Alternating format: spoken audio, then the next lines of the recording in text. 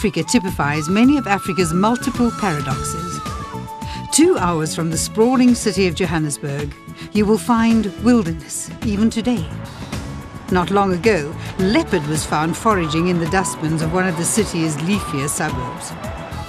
There's a hustle and bustle of get-ahead business enterprises, a go-getting culture that harks back to the time of the gold rush on the Rand.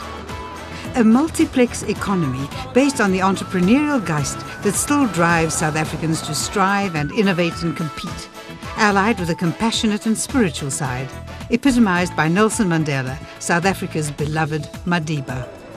And not 15 minutes from the center of the country's business heartland, you enter a tranquil world of leafed avenues and big residential properties. One of these stately homes is Foxwood House, first designed by David Fleming, a partner in the architectural firm of Sir Herbert Baker, the arch-creator of buildings that express the majestic splendor of the British Empire. Foxwood House was inspired in part by the models that Herbert Baker himself recalled from his childhood, the elegant farmhouses of southern England. But Fleming had a more stylish spirit even than his boss, and Foxwood House is yet more sophisticated and elegant.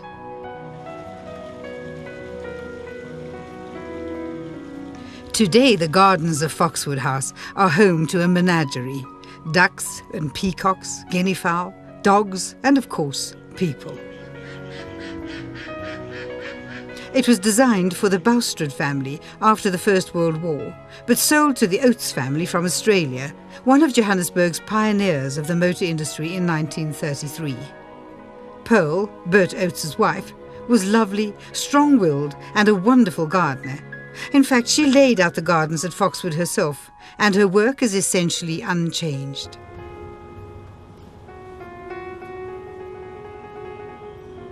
I went there in search of solitude and a sense of the past, and found it in the elegant interiors and gardens of this lovely villa.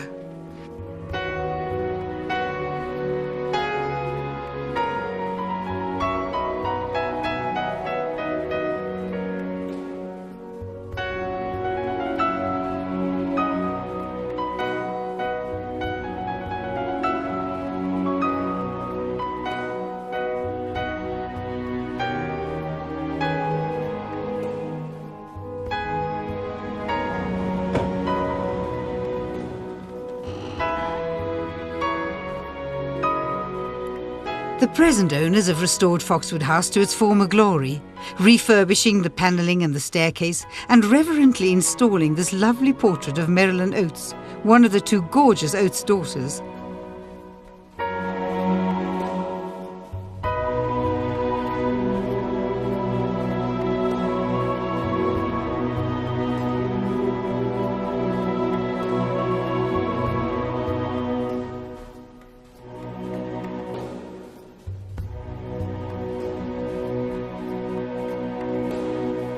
I also found relics of South Africa's own troubled but glorious history in the memorabilia of the present owners of Foxwood House, Peter de Vos and Jan Groenewald, whose families were prominent and played central roles in the twists and turns of South Africa's turbulent past.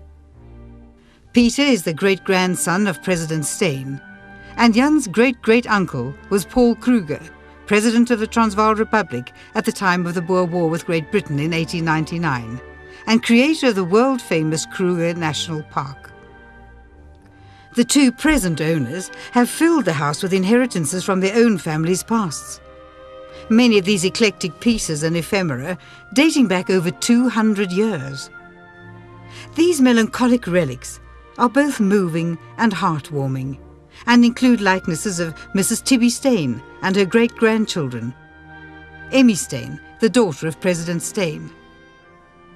Memorabilia related to the signing of the Treaty of Vereniging, which brought to an end the tragedy of the Boer War.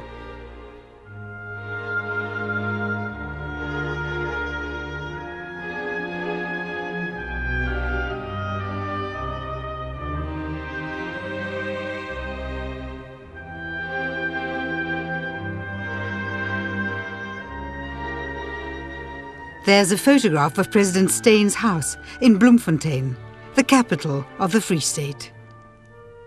and even a tribute to the Steyn family's affection for the finer things in life, like good wine. A cheque to the local bottle store in payment for a consignment of the finest French reds then available.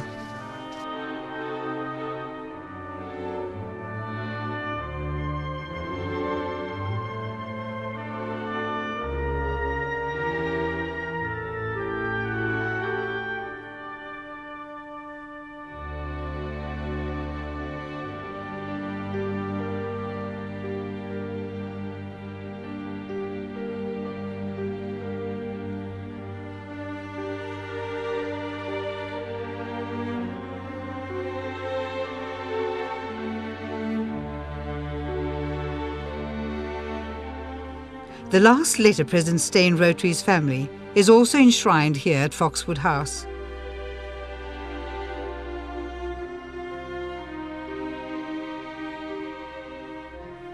But that is all past.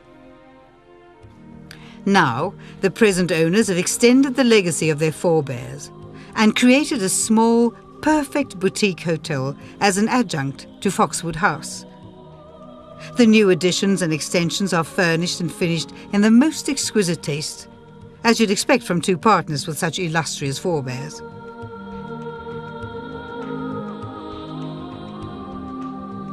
I went for breakfast, looking for a place of stillness where I could write up my diary, and sat outside and soaked up the tranquility and the serenity of the vast gardens. It's hard to believe that just 10 minutes away lies the heart of one of Africa's greatest cities.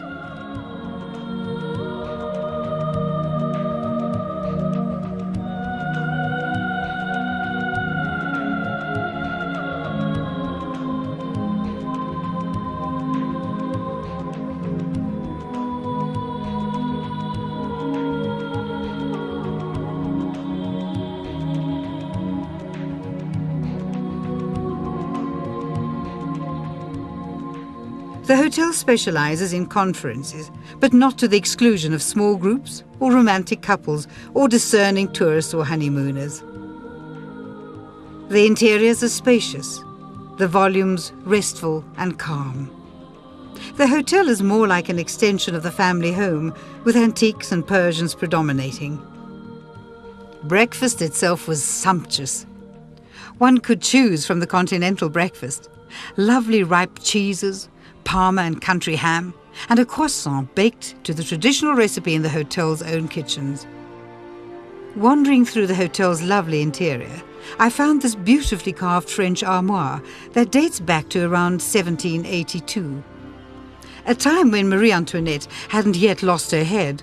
The peasantry were properly silent, and the genteel and luxurious reign of Louis XVI was as yet untroubled by thoughts of the guillotine and revolution. The furniture is an eclectic selection, with a strange juxtaposition typical of inherited pieces. The dining room is furnished with typical Victorian balloon-backed chairs. There's also a vast Victorian Cuban mahogany dining table, and a variety of other styles that sit well together despite the disparities in age and provenance. There's this unique Art Deco suite too, furnished with originals and reproductions that reflects the refined tastes of an earlier and more elegant age.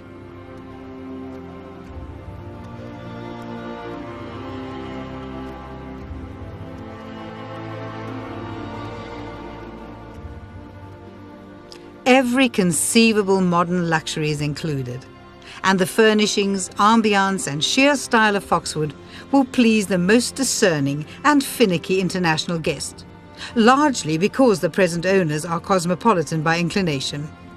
They are inveterate international travellers themselves, and set out to create the kind of refuge they themselves have sought throughout the world.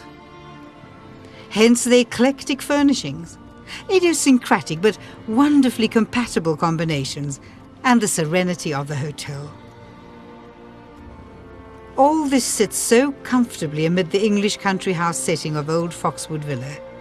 And you know intuitively that Sir Herbert Baker, David Fleming the architect, and the Boustreds and the Oateses, not to mention generation after generation of South Africa's governing Afrikaans elite, are looking down from their individual heavens and approving this newest and most wholly satisfying incarnation of Foxwood, the result of complex intermingled visions and culture.